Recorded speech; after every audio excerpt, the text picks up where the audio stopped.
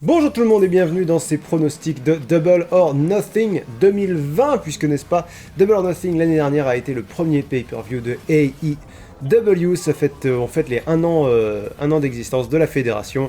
Ce qui est fort chouette, c'est le deuxième PPV que je pronostique dans l'enceinte de AEW. Tout de suite les pronostics. On va commencer par le kick-off du coup, avec Private Party contre les Best Friends. Dans un match en équipe pour déterminer les aspirants numéro 1 au titre par équipe de AEW, les champions par équipe étant Hangman Page et Kenny Omega. Je vais faire vraiment le choix de la raison, c'est-à-dire que les Best Friends ont été là pendant tout le confinement, ils ont vraiment fait le show pendant 2 mois, et ils sont actuellement numéro 1 au Power Ranking, c'est-à-dire qu'ils font des classements avec le nombre de victoires, le nombre de défaites dans chaque division, donc masculine, féminine et par équipe, voilà, pour déterminer les aspirants numéro 1. Actuellement, les Best Friends sont premiers. Je vois pourquoi ils font un match, c'est pour que ça fasse vraiment officiel, pour dire paf, ils ont gagné ce match-là, du coup ils sont aspirants numéro 1.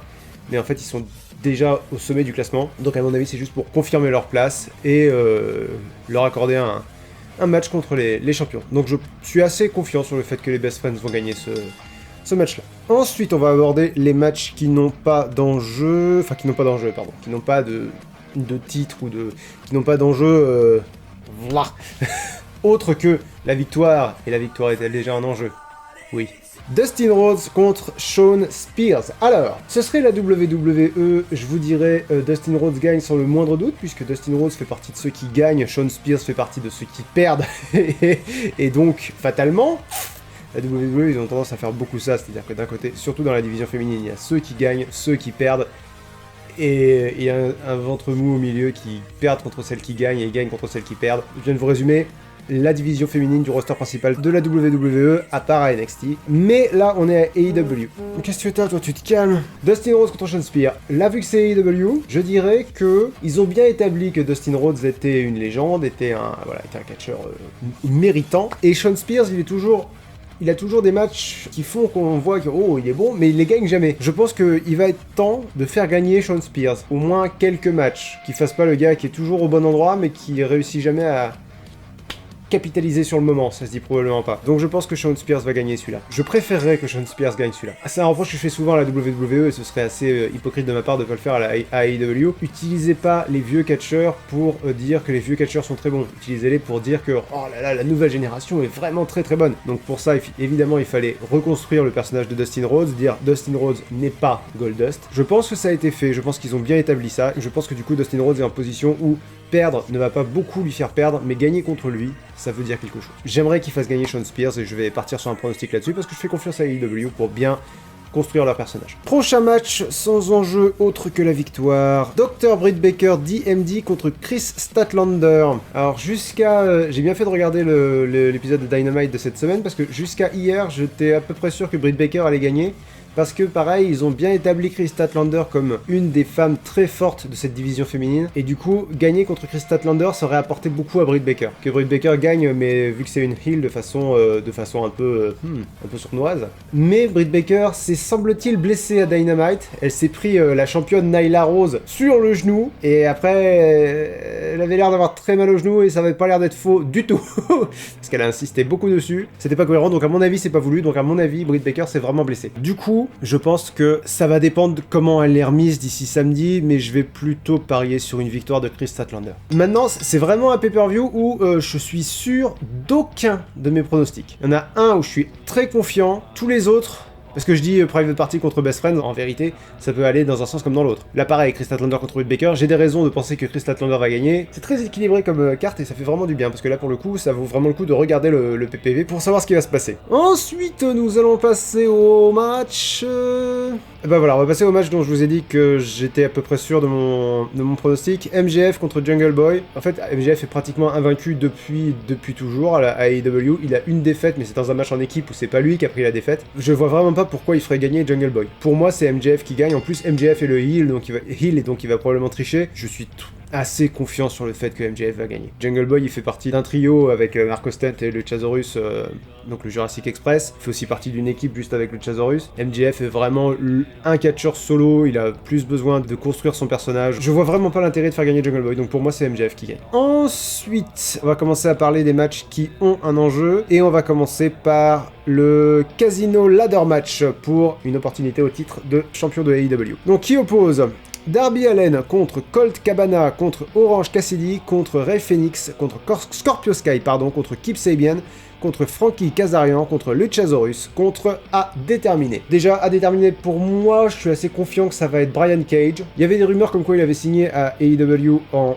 janvier. Il s'est blessé au biceps en janvier aussi, mais plus tard dans le mois de janvier. Et apparemment, il est bon pour reprendre depuis mars. Les étoiles s'alignent bien pour que ce soit Brian Cage qui soit dévoilé comme le dernier participant de ce match à l'échelle. Ensuite, j'ai vraiment pris le temps de réfléchir un peu avant l'enregistrement des pronostics, parce que c'est un match pour lequel j'ai vraiment beaucoup d'hésitations. Il y en a 4 que j'ai très envie de voir gagner, donc c'est compliqué. Mais j'ai fini par me dire, écoute, faut que t'en choisisses un. Disons Darby Allin. Je dis Allin, mais c'est Allin. Darby Allin parce que, comme Sean Spears, il est toujours très bien placé, mais il gagne pas. Et il y a un moment, faut qu'il gagne. Faut qu'il ait des victoires pour dire, je suis pas seulement bon pour arriver loin, je suis bon pour rester loin. Les autres que j'aimerais voir gagner, c'est Orange Cassidy, évidemment, juste pour le voir affronter le champion de AEW, ce serait génial. Rey Fenix, que je trouve vraiment, vraiment brillant. Et Luchasaurus, que je trouve génial. Je trouve dommage que Luchasaurus soit dans la division trio, parce qu'à mon avis, il a un potentiel de dingue en tant que catcheur solo. Colt Cabana est vraiment très cool aussi, maintenant il est pas là depuis longtemps, et ça a pas l'air d'être le gars qui a besoin d'un championnat.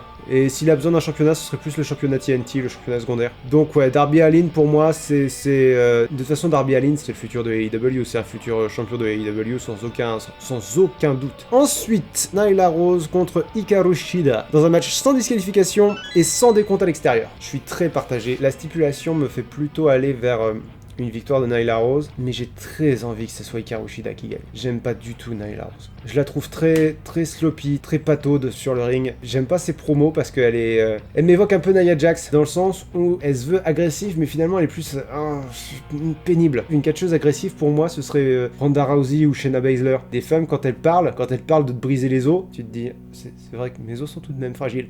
Que quand Nyla Rose dit... je vais te taper c'est plus... Ah, ta gueule. Arrête de parler. J'aime pas le personnage de Nyla Rose. Et j'adore le personnage d'Hikaru Shida. Et pareil, Hikaru Shida, ça fait 12 semaines qu'elle est aspirante numéro 1 au titre. Elle est toujours aspirante numéro 1 au titre, elle gagne jamais. J'aimerais beaucoup qu'Hikaru Shida soit championne parce que, en plus, elle est très bonne sur le ring. Franchement, je préférerais nettement voir une victoire d'Hikaru Shida. Ça veut pas dire que mon pronostic est sur Hikaru Shida. J'ai pas encore fini de mûrir mon pronostic, ça va pas tarder à arriver puisque de toute façon, je suis en train de les enregistrer, donc il va falloir choisir. Écoutez, je vais aller avec le cœur, je vais envoyer toute mon âme dans le Genkidama d'Hikaru Shida et je vais pronostiquer une victoire d'Hikaru Shida. Parce que je pense qu'il y a plus à faire avec une championne comme Hikaru Shida qu'avec une championne comme Nyla Rose. J'avais envie de croire en Nyla Rose, vraiment j'avais envie d'y croire, mais en fait le seul match d'elle que j'ai vraiment beaucoup aimé, c'était le match où elle a gagné la ceinture contre Rio. J'ai jamais ressenti un engouement pareil pour un de ces matchs. Alors qu'Hikaru Shida, tous ces matchs, je les trouve, presque tous ces matchs, je les trouve très bien, très bons. Donc ouais, non. Je vais pronostiquer une victoire d'Hikaru Shida parce que j'ai envie d'y croire. Ensuite, nous allons passer à la finale du tournoi pour couronner le premier TNT Champion. Cody contre Lance Archer pour le titre TNT qui sera remis par Mike Tyson. Alors personnellement, j'en ai pas grand chose à faire de Mike Tyson pour être tout à fait honnête.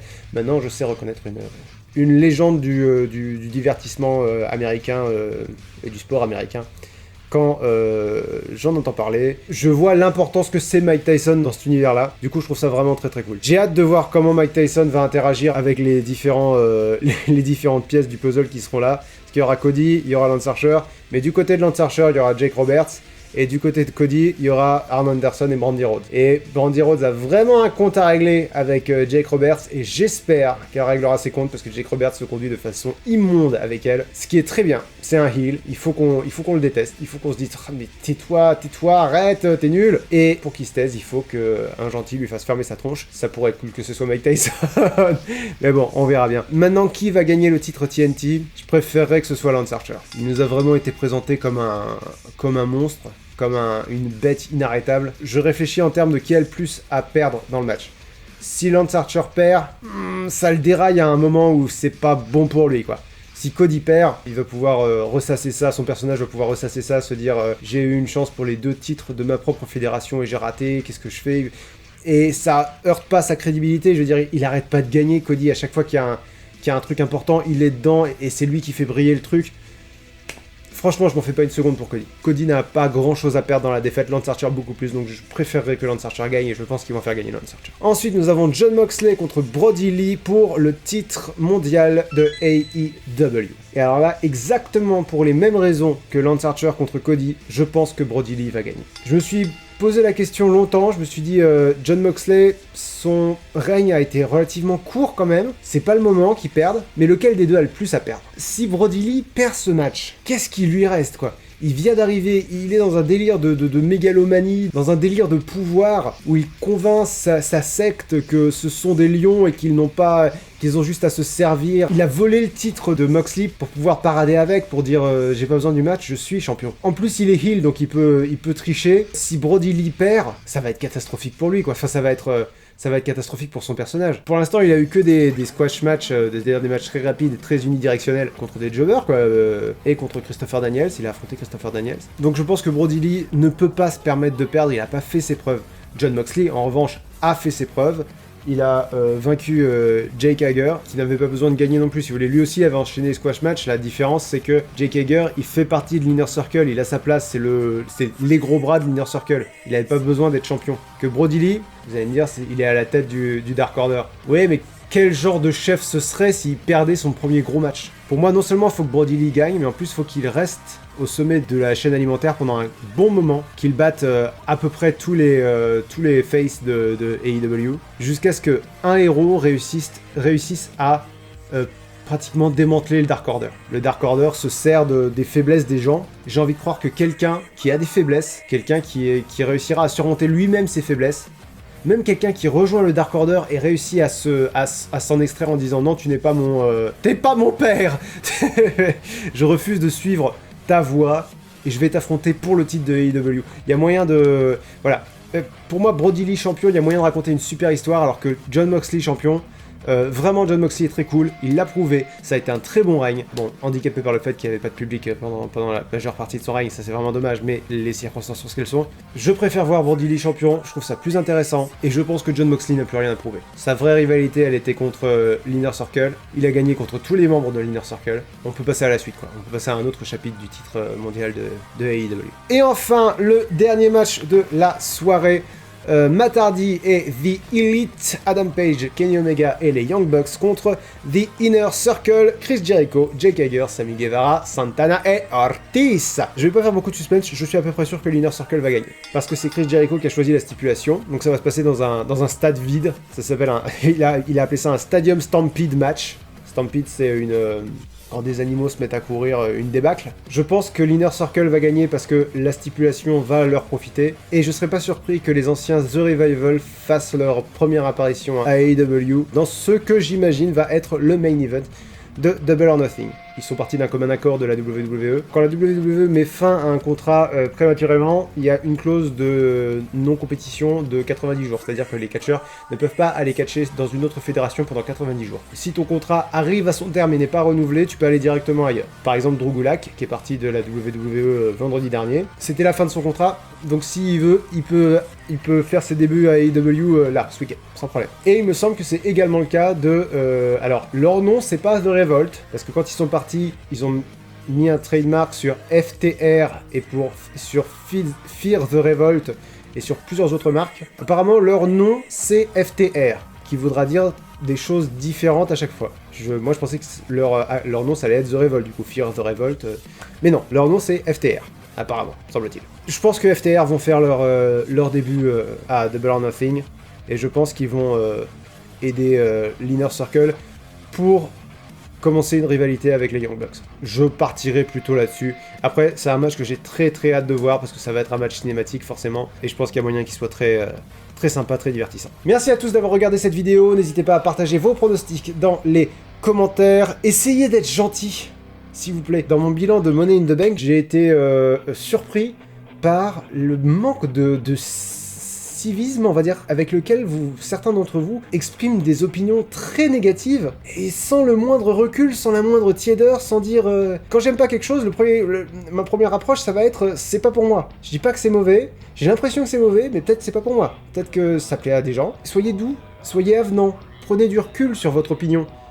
Voilà, je sais que je m'adresse pas à tous, je m'adresse à une partie d'entre vous, mais franchement, ça m'a vraiment beaucoup surpris quand j'ai vu que des gens se permettaient d'être vraiment odieux dans les commentaires.